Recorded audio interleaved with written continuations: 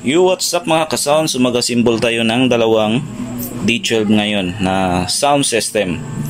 So D12 po ang gagamitin natin at isang 6.5 inches na mid-range. So ang ating speaker na gagamitin is Rockford 350 watts. Ayan. Naka dual coil. At saka yung mid-range natin is also Rockford.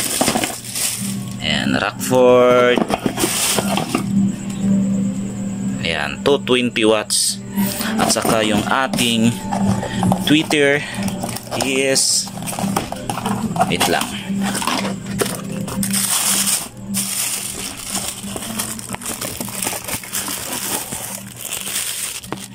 Ayan, Super Bully tweeter 300 watts. So, let's go for the installation.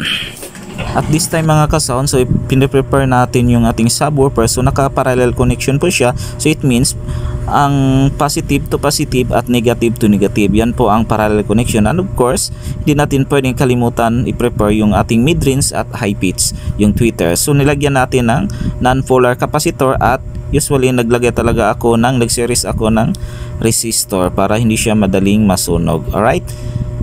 Ayan, so subaybayan nyo lang guys, no, kung paano ko ginawa to at fast forward lang natin guys, no, para mas madali siya.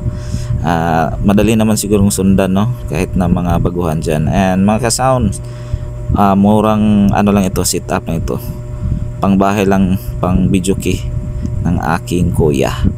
Alright, sana magustuhan nyo and sana tapusin nyo ang video na to, and don't forget to share, like and comment. Alright, thank you for everything.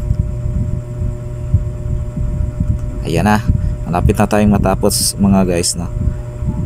Linisan na natin at yan na ang finished product natin. Ang ganda, naka D12 at 6.5 inches na mid-range at isang Super Bully tweeter.